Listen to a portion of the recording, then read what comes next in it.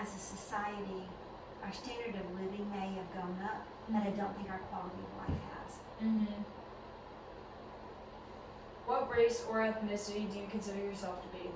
Well, I always consider myself to be Caucasian, but I've got some, evidently, a lot of Native American in me, so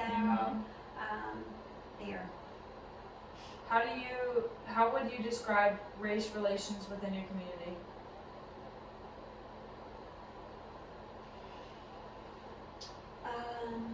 Gosh, I wish I could. I'll be better equipped to answer that one after this weekend, because I'm going to spend the weekend in an racial equity training class. So right now I'm just going to say I don't know. I just know that I see some people who are genuinely hurting for reasons that I have a hard time understanding. Not because I'm not an understanding person, but because I haven't heard anybody articulate the pain yet. And so my hope and my prayer is that this weekend at First Baptist Church on Wilmington Street, that I'm gonna hear somebody articulate the pain, and then maybe I'll be better able to understand what this means. Has your racial or ethnic identity impacted your ability to achieve your personal goals? If so, how? Okay, so I can say that because my first name is unusual, that I have had people, not from North Carolina, but from Massachusetts and Kansas, say to me, "Oh, we thought you were black." And my experience has been that folks from up north have felt free to speak disparagingly of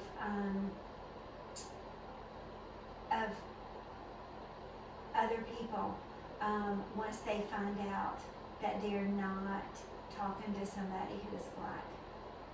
So while I don't have a racial or ethnic identity that's impacted my experience, my name has, and that's been a real learning point for me. Because when you come from a small town, you don't think like everybody knows everybody, and so it never dawned on me that my name might sound like I was Ray from Charles. Yeah. What would you say is your greatest accomplishment?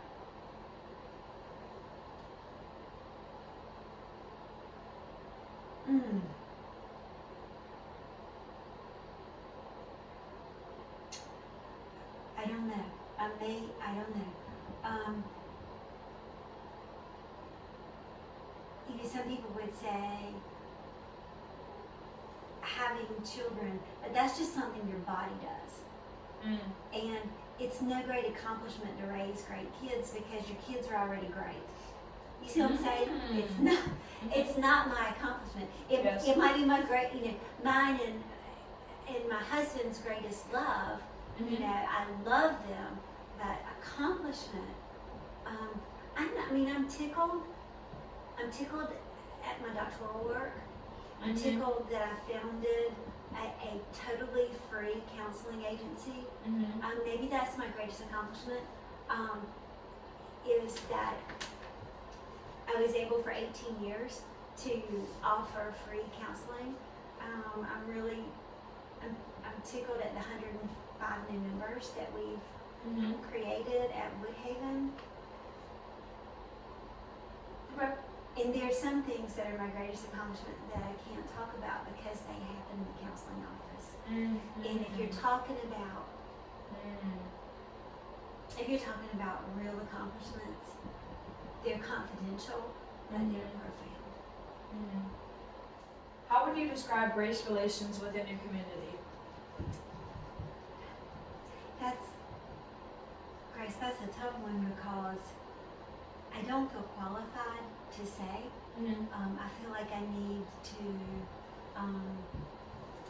talk more to my African American co-pastors and Mhm. friends Mhm. before I can answer that one Mhm. well.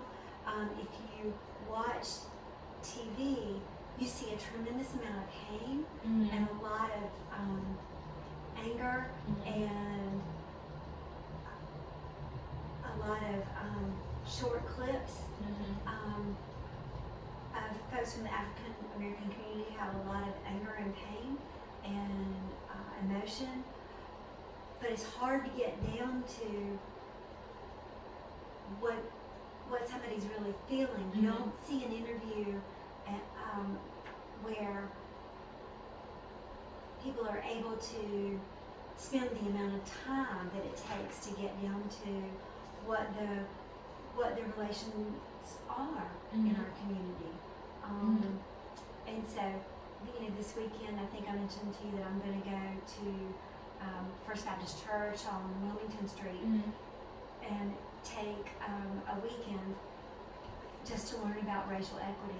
And so maybe when I come back from that class, I'll know more Mhm. about how to describe race relations, because right now it's very hard to Mhm. hear what people think and feel, because it's almost like we don't have the media access is so clipped. Mhm. It's like, what was left on the cutting room floor? Mhm. What is the fullness of what that person was trying to say? Mhm. Mhm. Yeah. Okay.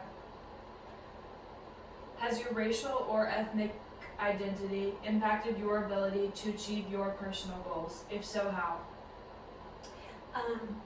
So no, not my ability to achieve my personal goals, unless my being white has helped, because there's the power advantage in that. Mhm. But I will say that when folks in other states, when I was growing up, like up in Massachusetts and out in Kansas, when they thought that they were getting somebody who, with my first name, they thought they were getting an African American person instead of a white person. When they met me, like for a student council conference or something, when they met me and they realized that the person they were housing was white, they felt free to make a joke about thinking that they were gonna be housing a black person, and I immediately— They would not have made that if you Right, exactly. I immediately felt a sense of sadness and loss that was a part It's of not really equal. the equation. What would you say is your greatest accomplishment?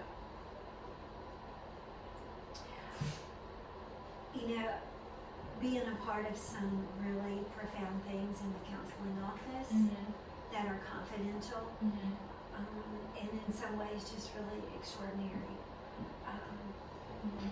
It's not having children because your body just does that, God, and it's not about having great kids because the kids are great. All you have to do is not screw them up.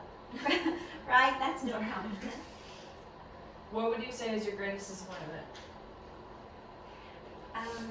In myself, that I didn't realize in high school and my first year of college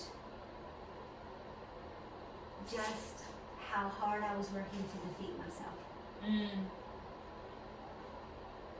That I was not the kind of student I could have been because I tried really hard to be mediocre. And I had a lot of self-defeating thoughts that I look back on and realize were completely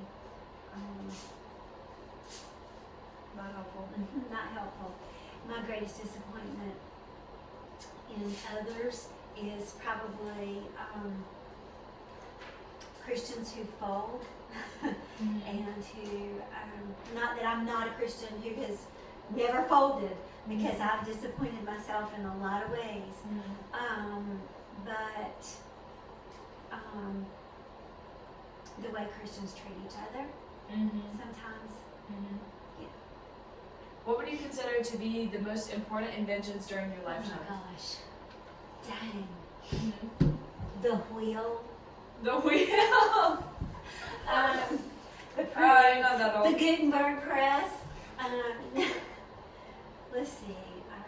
Algebra. The notes. Oh. Say, read this again. Heated seats. What would you consider to be the most important inventions during your lifetime?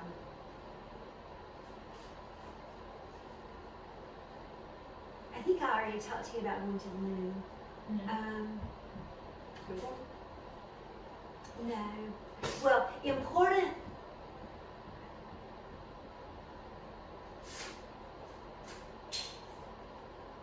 I don't know. I think history will answer that question. How Is it is important as in good or important as in life-changing even if it's not good? I don't know on that one. Let's give that one to history. okay? How is the world different now from when you were a child? Well, racially, we're still scared to talk about certain things, but beautifully, people marry. They meet their husbands or their wives, and they're able to marry and have kids and be with the person that is right for them. Yeah. It's different in my mind because we were just so much more free. We were free to live with our creative selves. We were free to make up games. We were free to run and play. We didn't have the kind of anxiety that children today have. We didn't have the debilitating expectations that today's kids have because they've seen so much on social. We had more. We were more chaste in that we hadn't seen everything in the world. So we weren't cynical, and we didn't know everything. I think we just laughed harder and louder, and we didn't worry about so much. What person has had the most positive influence on your life? What did he or she do to influence you? My dad. He has a goodness about him that makes Christianity look easy. There's a grace and sufficiency to how he carries himself. He had a difficult life. He made the best out of it. He knew how to release when he needed to release. And he's a great storyteller, and he's funny, even though he's very quiet. Who really changed the course of your life by something that he or she said or did? If so, who is it, and what did that person say or do? Oh gosh, there are tons of people. Yeah, there are tons of people.